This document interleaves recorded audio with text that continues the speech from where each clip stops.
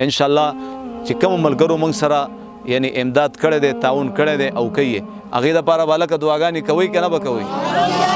د هغې د والدینو دپاره به هم دعاګانې کوو انشاءالله د هغې د مړو دپاره به هم دعاګانې کوو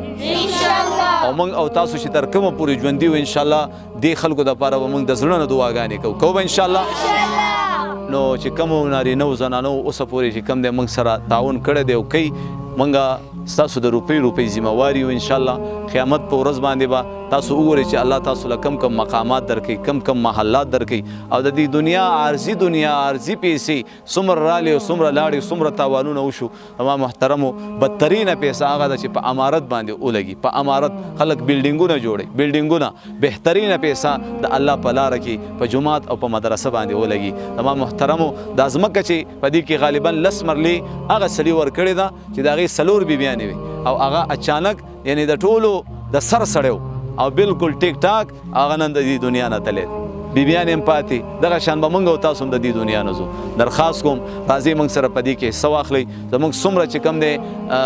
فالورز دي څومره کتونکي دي ټولو ته درخواست کوم څومره د سوشل میډیا ورکران دي د الله د رضا دپاره مخکې هم شیر کوي او په خپله هم موږ سره تعاون وکړئ چې د خیره سره په دې ځای باندې دا مدرسه دا به قیامت تر ورځې پورې دا ټوله ځمکه د تقریبا 40 مرلو کې ده او دا مخې پرنټ ته به چې کوم دی مسجد جوړو او شاته به د خیره سره مدرسه وي انشاءالله دلته به دا ماشومان دا به حفظونه کوي حافظان به جوړ شي بیا به عالمان جوړ شي بیا به دې خپلې مدرسې وي بیا به د عالم انسانیت دپاره دا یو ماشوم الله د خیر او هدایت ذریعه وګرځوي دلته دا کلی چې کوم دی دا به پې الله پاک آباد کړي الله به دلته د دین هواګانې وچلی نو دې کې بس تاسو زموږ د ټولو پوره حصه وي موږ او تاسو به سبا نه یو زما محترمو زموږ دا بدن به هم خاورې شوي وي زموږ دا اړوکې به هم ختم شوي وي څومره مشهور خلک هغه زما محترمو د خاورو لاندې شو نن چې کوم دی د هغې قبر سره تاسو وګورئ مارغان صرف چغار کوي زموږ څومره سوشل ورکر دي څومره زموږ فالورز دي ټولو ته درخواست کوم دا ویډیو اوچته کوي او د هغه پورې چې کوم دی اواز اوچت کوي اواز ولګوئ چې تر څو پورې د مدرسه چې کوم دی یعنی د ایخ نه بیخه پورې جوړه شوې نه او دغه مسجد انشاءالله چې کوم ملګرو موږ سره په دې کې حصه واخیسته د 100 روپو نه 19 ورپسې زه مخکې دې کې چې کوم دی تاسو ټول موږ یعنی دومره وس لرو د 100 روپۍ د 200 روپو د 1000 روپو اوس تاسو سوچ وکئ چې یو 1000 کسان 200 روپۍ چې کوم دی زموږ ایزي پیسې اکاونټ باندې داسې راسینډ کې مدرسې دپاره نو څونه ترې نه جوړې شوې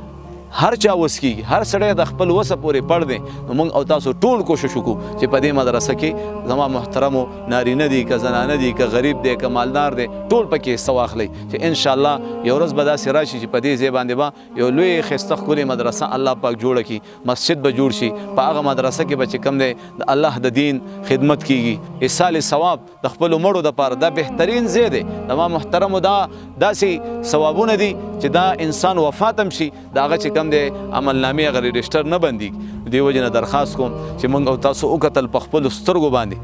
څومره خلک چې کوم دی مشهور خلک ښایسته بدرنګ مالدار غریب عهدو والا زما محترمو ټول لګیا دي مري اعلانونه کیږي اچانک مرګونه دي او کنه قارون لاړو دفن شو چې په دې دنیا مینو سوا د یو کفن نه مسلمانه وړي چا دا ادبار په دنیا مکوه نستا او نظمات نو دې وجې نه درخواست کوم قسم په رب العالمین او خيار خلک به هغه وي چې هغه په دې ځایونو کې چې کوم دی خپلې پیسې خپل مال جان بعضو ملګرو له الله پاک چې کوم دی د بدن یعنی یو هنر هغه زده کړی وي ګلکار وي مزدور وي انشاءالله پکې ګلکاران به هم لګي مزدوران به هم لګي نو دا ټول ملګري موږ سره په رابطه کې شي انشاءالله موږ به تاسو ټول پکې استعمالو یو ورځ 2 ورځې 3 ورځې یو میاشت پکې چې کوم دی بعضې ملګري کار وکړي د الله د رضا دپاره او بیا زما محترمو د چا خښته وس کېږي ما ته وایي خښته راله راولېږي د چا چې کوم دی سیمټ وس کېږي